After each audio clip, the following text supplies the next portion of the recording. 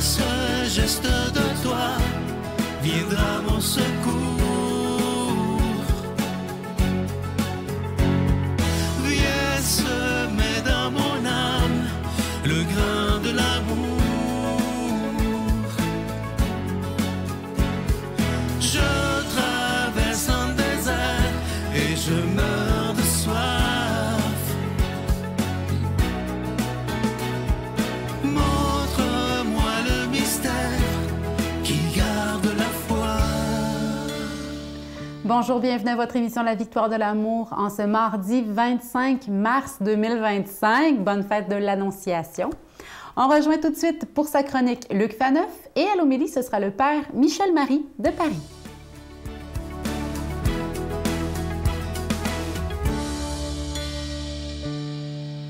Merci pour votre belle fidélité où l'on essaie d'anticiper les questions que les incroyants nous posent, et ça dans le but, bien évidemment, d'ouvrir leur raison, leur intelligence et leur cœur à croire en Dieu. Une des questions qu'on peut poser à la fois, et que certainement les incroyants nous posent, est la suivante. Est-ce que les religions sont encore pertinentes dans le monde actuel? Vous savez, c'est une question qu'on entend. On l'entend peut-être pas toujours directement formulée comme ça, mais c'est ça qui est sous-entendu. Les religions, ça serait quelque chose de daté, quelque chose de l'ancien temps, et puis voilà, on n'en aurait plus besoin. Mais voilà, moi je vais vous donner des arguments aujourd'hui pour vous aider à répondre à ces gens-là qui affirment une telle chose, que les religions ne sont absolument plus pertinentes dans le monde moderne. Vous savez, ces gens-là qui composent quoi? Les gens qui critiquent les religions et leur pertinence composent entre 50 à 75 %. C'est énorme de la population actuelle. Donc, des gens qu'on... Et on leur reproche plein de choses. Les religions sont contre certaines valeurs modernes comme l'égalité homme-femme. Les religions prêchent des idées qu'on appelle des dogmes, des idées bornées et tout le reste. On sait bien que c'est des idées folles, on ne peut pas les prouver, ces dogmes-là. Et ça, c'est le plus grave. Les religions imposent des interdits moraux. Ils mettent des balises à notre liberté et vont contre certains des droits les plus fondamentaux, notamment la grande liberté sexuelle et tout le reste. Donc, au final, les religions, c'est quelque chose de complètement dépassé. L'humanité, notre société s'en porterait beaucoup mieux si elle n'existait pas. Évidemment, on sait on pourrait tout de suite leur répondre, écoutez, on vous arrête tout de suite, les chartes des droits et libertés, dans les droits fondamentaux, nous donnent le droit garanti par toutes les chartes de pays dits démocratiques, libéraux et le reste, le droit de croire et le droit de s'associer. Donc oui, les religions sont toujours, en tout cas en pays démocratiques libéraux, où il y a des libertés, garanties d'existence. D'accord. Mais maintenant, leur pertinence, ça c'est autre chose. Alors, en quoi les religions sont-elles encore si importantes? Premièrement, elles rappellent l'idée de Dieu. Qui parle de la possibilité que Dieu existe dans la société moderne? Est-ce que vous entendez ça à la radio? Est-ce que vous lisez ça dans les journaux? Non, plus maintenant, plus depuis soixantaine d'années pour durcir le trait. Les religions rappellent cela. Et vous savez quoi? Les religions, peut-être que d'accord, elles ne peuvent pas prouver que Dieu n'existe pas, que Dieu existe, pardon. Mais les athées ne peuvent pas prouver que Dieu n'existe pas. D'accord? Donc, le rappel de l'idée de Dieu est quelque chose d'extraordinairement important. Puis en cela, elles rendent service à l'humanité. Parce qu'il est fort probable que Dieu existe. Et nous, on le croit. Donc, les religions jouent ce rôle essentiel de rappeler au monde entier qu'il n'y a pas que la matière et qu'il n'y a pas que l'être humain avec son corps. Il y a aussi une âme, il y a un monde invisible et il y a une vie après la mort. Donc ça, c'est un rappel extrêmement important. Deuxièmement, les religions nous fournissent des réponses aux grandes questions de l'existence. Les questions du pourquoi. Qu'est-ce que la vie? Qu'est-ce que l'être humain? Pourquoi la mort, la souffrance? Y a-t-il une vie après la mort? Y a-t-il un jugement? Évidemment, on n'a pas de garantie que ce que les religions apportent comme réponse à ces grandes questions-là soit la vérité. Mais je veux dire, l'autre option, c'est quoi? C'est d'écouter les gens qui ne croient pas en Dieu, les athées qui disent que non, la vie a aucun sens, qu'il n'y a rien, et qui prouvent qu'eux ont raison. Alors peut-être que les réponses chrétiennes, de fait, sont les bonnes réponses. Les réponses religieuses, et en particulier chrétiennes, sont des bonnes réponses. Et le dernier point, les religions apportent une vision morale, une vision éthique à la vie qui est beaucoup plus exigeante. Ça dépend des religions, mais en tout cas pour la chrétienne en particulier, la vision morale proposée par la religion est fondée sur l'amour. Et en cela, elle rend un grand service à l'humanité. Bonne journée. Notre Père qui es aux cieux, que ton nom soit sanctifié, que ton règne vienne, que ta volonté soit faite sur la terre comme au ciel. Donne-nous aujourd'hui notre pain de ce jour. Pardonne-nous nos offenses, comme nous pardonnons aussi à ceux qui nous ont offensés. Et ne nous laisse pas entrer en tentation, mais délivre-nous du mal, car c'est à toi qu'appartiennent le règne, la puissance et la gloire pour les siècles des siècles. Amen. La Victoire de l'amour vous invite à célébrer 30 ans d'amour au Centre Vidéotron de Québec, le 24 mai 2025, de 13h à 17h. Avec Mélissa Bédard, Patrick Normand, Nathalie Laure, Guylaine Tanguay et la présence exceptionnelle de Michel Thor. Témoignages et conférences avec Sœur Angèle, Dominique Bertrand, David Bernard, Christine Michaud, Martin Larocque, Claire Jacques, Victor et l'équipe de la Victoire de l'amour. Billets en vente maintenant sur lavictoiredelamour.org. Comme vous le savez, nous sommes en plein cœur du Carême 2025. Alors, je veux prendre le temps aujourd'hui de vous rappeler que, comme on le fait depuis 30 ans, lorsque c'est le Carême, il n'y a pas de cadeau du mois.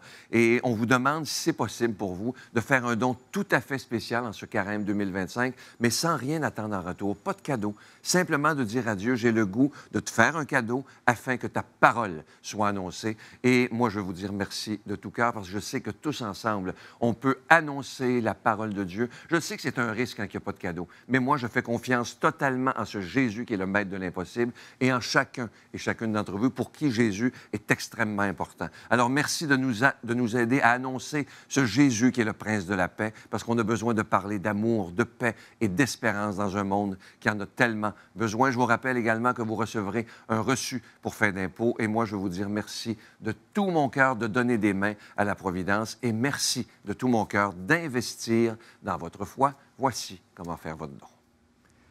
Par la poste à la Victoire de l'amour, casier postal 120, succursale Boucherville à Boucherville, le J4B 5E6, ou par téléphone, par carte de crédit, du lundi au jeudi, de 8h à 17h, au 514-523-4433, ou à notre numéro sans frais, le 1-888-811-9291. Également sur notre site Internet, le www.lavictoiredelamour.org. Avec votre don, vous recevrez aussi un reçu pour fin d'impôt. Merci de donner des mains à la Providence. Merci d'investir dans votre foi.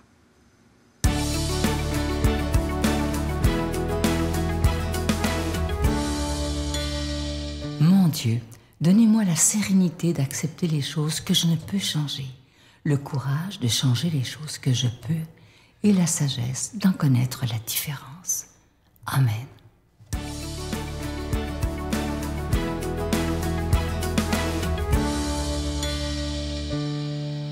Mes frères et sœurs bien-aimés, pour cette belle fête de l'Annonciation, je suis heureux de vous retrouver dans la Maison de Marie où elle poursuit sa vie quotidienne avec Dieu dans son cœur, assumant ses charges, celles de toute l'humanité. Que fait-elle en ce moment alors qu'un ange s'apprête à venir déranger le cours de sa vie? Eh bien, nous ne le savons pas.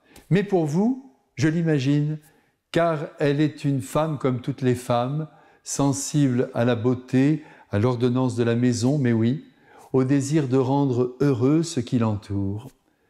Même si la femme travaille à l'extérieur, elle ne peut pas changer son être intérieur, autant dire son âme féminine, orientée vers l'amour à partager, vers la beauté.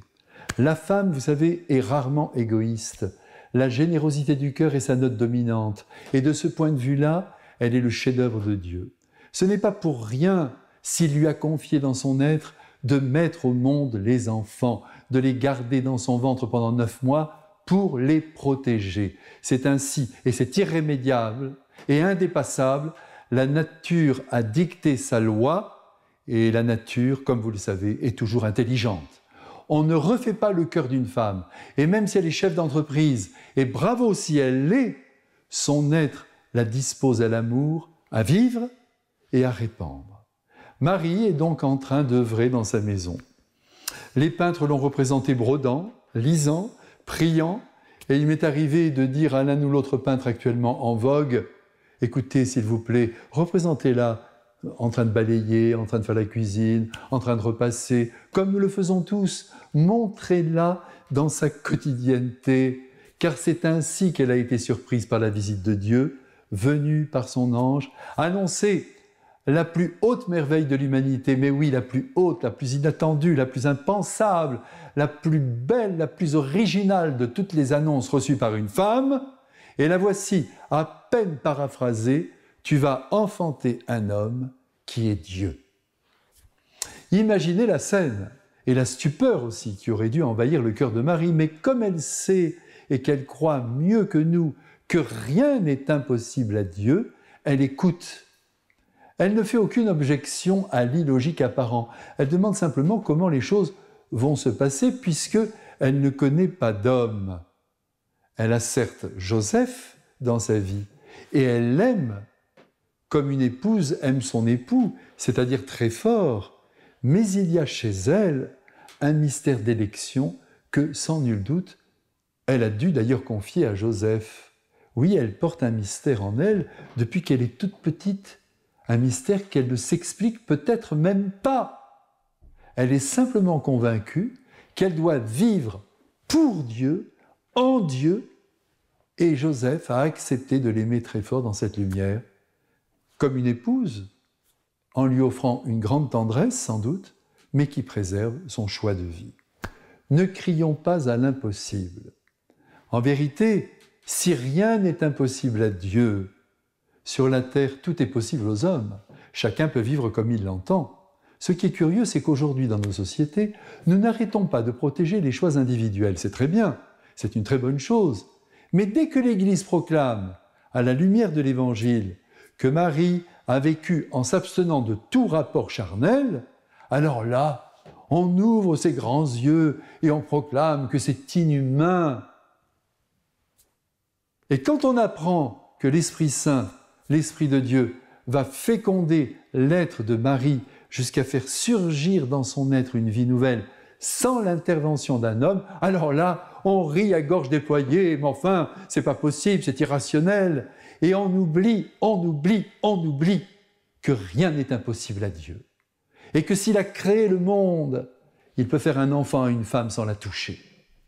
Il est le maître de la nature et il peut librement modifier toutes les lois les plus fondamentales. Alors aujourd'hui, réjouissons-nous avec Marie en songeant que Dieu a voulu assumer la nature humaine, c'est magnifique, pour nous montrer son visage, qui est celui d'un Dieu miséricordieux et plein d'amour pour l'humanité. Que Marie nous bénisse tous maintenant en ce jour avec son Fils, qui, bien que divin, est notre frère très humain. Amen. Je vous salue Marie, pleine de grâce. Le Seigneur est avec vous. Vous êtes bénie entre toutes les femmes, et Jésus, le fruit de vos entrailles, est béni. Sainte Marie, Mère de Dieu, priez pour nous pécheurs, maintenant et à l'heure de notre mort. Amen.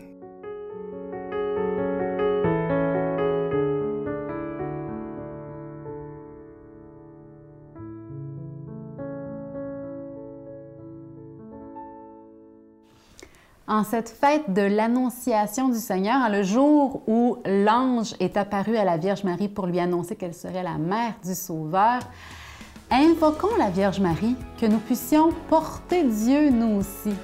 Parce que dans 9 mois, ce sera Noël, et oui, 25 mars, 9 mois avant Noël, portons Dieu en nous, demandons à Marie, viens m'aider à porter Dieu pour rayonner de cette lumière d'amour dans mon quotidien, par mon sourire, mes pensées, mes paroles bienveillantes. Soyons des porteurs de Dieu, un peu à l'image de la Vierge Marie, surtout en ce jour spécial de l'Annonciation.